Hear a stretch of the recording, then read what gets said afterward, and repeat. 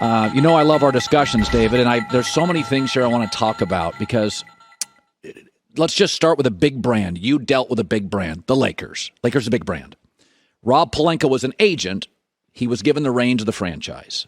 Some thought that was problematic. He likes his stars. Agents do. He brought Westbrook in. It didn't work. Do you think an agent running a team, would that have been hard for you? Is it a good fit? It sounds like it would work, but it hasn't been great so far, David. Well, number one, Rob worked for Arn Tellem, who's my best friend in the business, and I bought Arn's business, so Rob worked for me for several years. I think the issue with the Lakers isn't so much Rob. I think agents are not necessarily uniquely qualified to run a team, but if they're bright and they understand the collective bargaining agreement, I think it gives them a leg up. On the other hand, I think that so much competition amongst the agents and a lot of ill will that sometimes maybe it's hard to make a deal or make a trade because people have like an axe to grind. But I think that the situation with the Lakers, let's be serious. LeBron is a very special player. There's no one in the NBA who doesn't think LeBron is running the team, that he's overseeing the player acquisitions, he's overseeing trades, and to a large extent, he's even involved in the negotiations for some of the players. And, I'm a big fan of LeBron's. I think he's earned his due. He's earned his props, if you will. But there's an expression in the law that a lawyer who represents himself as a fool for a client. I don't think agents would make it very well as players in the NBA, and I don't think that players necessarily are qualified to be general managers. So I think there needs to be more of a line drawn. And I don't think LeBron's helping himself, truthfully, in doing that because he's at the tail end of his career. He wants to win a few more rings to get in the conversation about who's the GOAT. I don't think you get in the conversation until you win at least 6. And I think he should have a professional general manager work with him to create a team around him that can win a title. I could be naive here, David, but I don't think, when I think of Michael, I don't think he wanted to control personnel. Again, I could be totally naive, but, Michael gave of himself to Phil Jackson. He trusted Phil. It's well documented now, David, that Phil came to him and said, Michael, you're the best basketball player in the world. You've got to trust your teammates a little more. And Michael just gave himself to Phil. I mean, that's not easy. So that my interpretation is Michael didn't want to control personnel. Am I right or wrong on that? I don't think Michael felt the need to control personnel. And unlike LeBron, Michael had the exact opposite dynamic.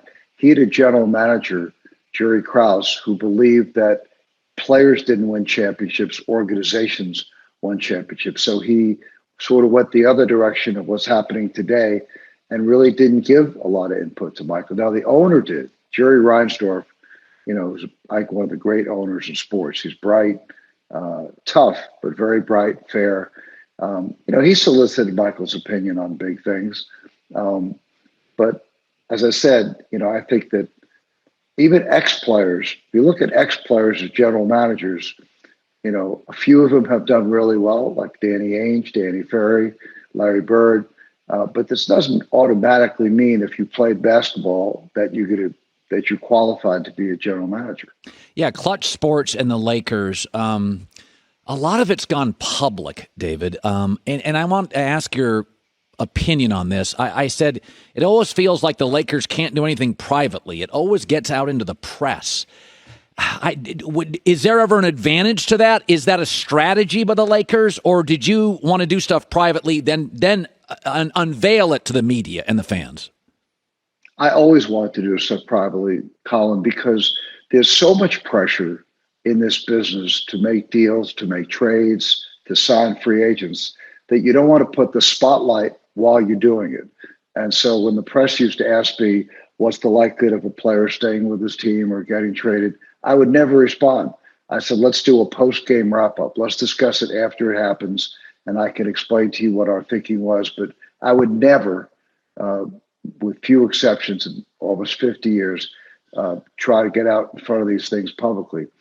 To go one step further, because the NBA shares the revenues 50-50 with the players, 50.1 to be exact, the more things that get out publicly, which undermine the credibility of the business of basketball, cost the players money. Ben Simmons is a exhibit A, if you will. I've done a lot of that in my career. I never did it publicly. I think it undermines your relationship with management, makes it more difficult to do it the second time around. And more importantly, I think the public is fed up with guys making $40 million who feel they're not being treated fairly by their team in an age where having inflation and a pandemic and people having trouble paying their bills. It's just a little too much drama. So I think the NBA should levy very serious fines against agents and players when these kinds of things go public, because it undermines the credibility of the game. I want to go into a couple of different areas here. So Michael Jordan famously said, I would never recruit my rivals to come to my team. So we have a cultural change where that is more understood now. But there are certain players, Damian Lillard, like he wants to be in Portland, and Giannis, he wants to be in Milwaukee, and Luka may not be the personality that he's going to get on the phone and call up guys. Now, Steph Curry has, KD has, LeBron has. As an agent, would you be comfortable with your player that you represent getting on the phone and recruiting guys? What do you make of that? It's a very interesting question. First of all, before I answer the question directly, in Michael's day, there were 4 to 5 times more superstars than there are today. And so I think if a player today does what LeBron did in 10, when he went to Miami and tries to get 3 stars to play together, I think there are only 6 or 7 superstars in the whole league. Right. And so if you concentrate him in 1 or 2 teams, I think, again, you're making it very difficult to have parity. And as a business, the last thing the NBA wants to do is have teams that aren't in the hunt in freaking January, halfway through the season. So I don't think it's a good thing for the business of basketball. And at the ripe old age of 71, my prism in evaluating these things, Colin, is really what's good for the game. The game's been great for so many people, the star players, agents, coaches, general managers. And I think all of us have an obligation to sort of give something back to the game. So my comments aren't personal, because I want more players or I want to recruit certain guys. It's really about the game on a macro level. And I think that, number one, it's illegal for agents to be tampering and making trades and stuff during the year. What's the penalty for players doing the exact same thing? If players unhappy in one place and a superstar calls them up and said, hey, stop playing or, take it easy, don't get hurt, you'll be on my team next year. I think it undermines the whole credibility of the game. So there are many different reasons I don't think it's productive. And again, this is a question that Adam's going to have to deal with, of how you create a level of discipline so that the players can't do something that agents aren't allowed to do.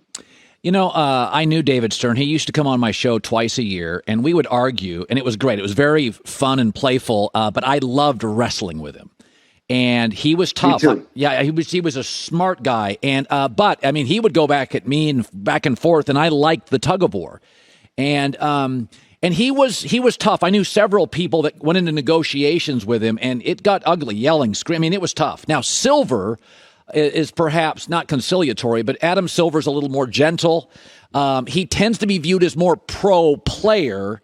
And I don't know if that's true or not. Is there anything, and maybe it's because when David took the league over and you ran it, you were coming from a place that the league was broken and you guys were fixing it.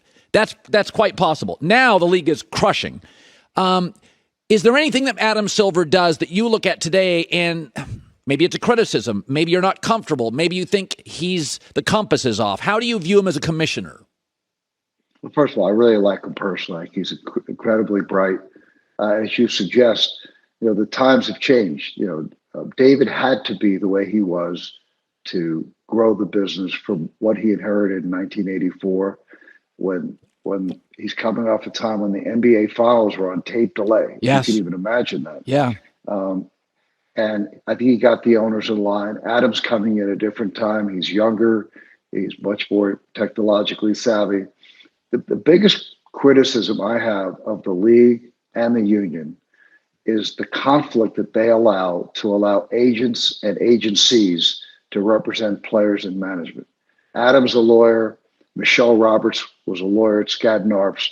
There's not a law firm in the world, certainly not in America, that would allow a law firm to represent the United Auto Workers Union and General Motors and say they put up a Chinese wall to prevent any conflicts of interest.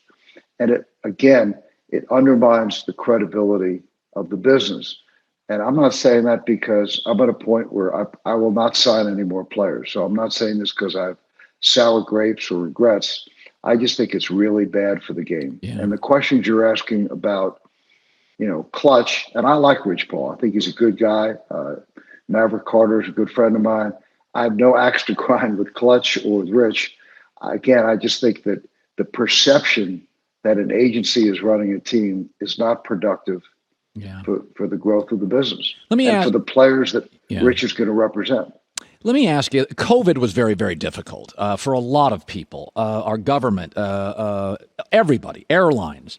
Kyrie Irving made a choice. I'm not a big fan of mandates myself, David. I think Americans should have choices. But it did put that whole Brooklyn Nets situation. It was very difficult for everybody. If you represented a player, let's say Kyrie Irving, there were a couple quarterbacks. I don't want to get vaxxed. Kyrie has big, strong opinions. The vax. What do you do as an agent when it's not exactly lubricating the team and chemistry?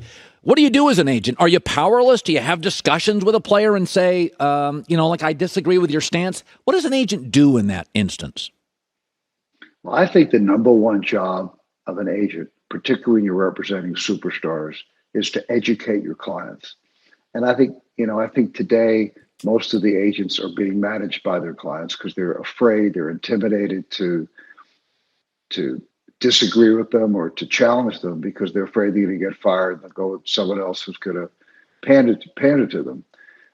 I think players of the level of Kyrie Irving have a responsibility to the fans, to the team, and to the league. And, he's entitled to his own views on vaccination.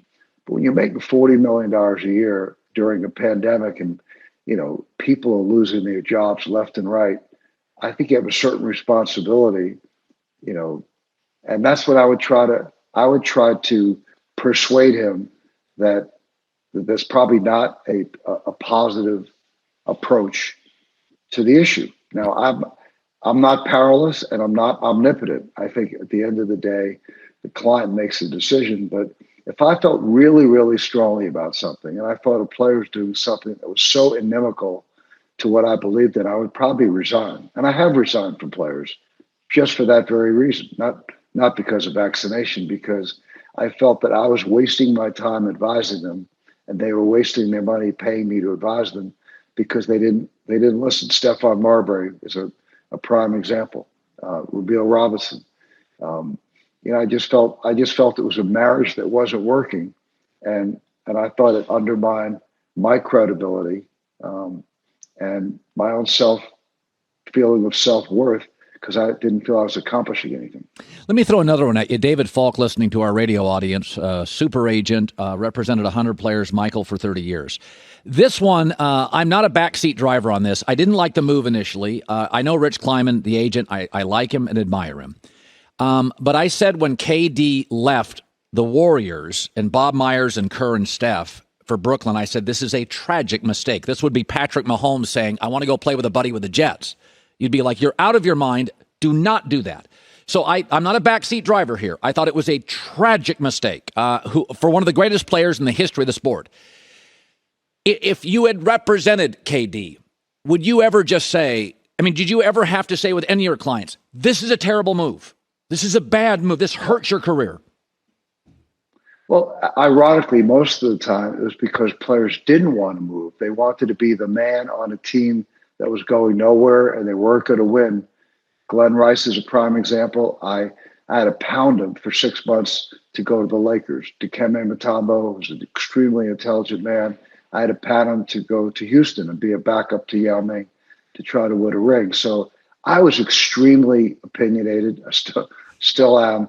And I looked at my job as not to be a yes man to my clients, but to be a mentor, an advocate. At the end of the day, the one thing I'll say about KD, and I agree with you, I really like Rich Kleiman personally, we're friends. I give KD a tremendous amount of credit because most players will leave a team figuratively for a dollar. KD left about $60 million on the table to leave Golden State and go to Brooklyn. And then he gave up another 20 to sign DJ. Now, if you're that strong, that's what you want to do. That's what free agency means. You have freedom of choice. Whether it works out or it doesn't, I give KD a lot of credit for exercising his own opinion. And if it didn't work out well, that's on him. But that's what free agency is meant for, to give people freedom of choice. I mean, how many friends do you have who take a job that you instinctively feel will never work out for them, but it's what they have a passion for it. They want to move to a certain city. They want to be in a certain industry. And that's what life's about. It's about making choices. If you make a mistake, hopefully you learn from your mistakes. What I don't agree with, and I take great umbrage and issue with, is the idea of KD and Kyrie, quote, running the team. When Kyrie came out with the quote, we have to sit down with Joe Tsai and fix the team. No, that's not his job. His job is to play 82 games at a higher level, play better defense, and help his team win. It's not to be the general manager. By the way, I'm going to ask you a question. More than my job would be to take off my suit and go play for the Chicago Bulls to help Michael. Okay, I'm going to ask you a question. I'm not sure if you can give an answer, but since you said you are no longer taking clients, I think I can ask this question. But if I can't, tell me you can't. If I said to you, give me a player 23 or under right now, if you were a 37-year-old agent, you said, I like that kid, I like his game. Is there somebody out there you're like, I would love to represent him. I like his style, his flair, his smarts. Is there a guy out there for you like that? Ja Morant. I met the guy for a couple of minutes at a Bulls game when he was coming out of college. He was walking up the aisle with his father. I introduced myself.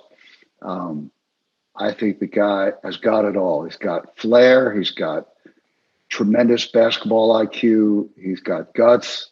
I love watching him play. I really do. If I had one guy, he reminds me, I wouldn't say he reminds me of Iverson, but he's got that kind of flair. Yeah. That's really, and production. It's not just style. The guy really delivers in the clutch night after night. And he's just fun to watch. What a pleasure, David. You look fantastic. I don't know. You must be doing something right because you're a happy guy. You look fantastic. I could talk for hours, but you know my business. I have certain breaks I have to hit. You're busy. I appreciate you always giving me time, David. Thank you so much. I always enjoy being on the show. We have to do a really long form one day, and I'll do the commercials for you. And you'll probably lose all your sponsors. All right, David, thank you so much. The great David Falk, who represented Michael Jordan for over 30 years. All right. Hi, everybody. Thanks for watching. Subscribe here to get the latest from the show. Also, be sure to check out more of the best clips from The Herd or go watch a few segments from other shows on FS1.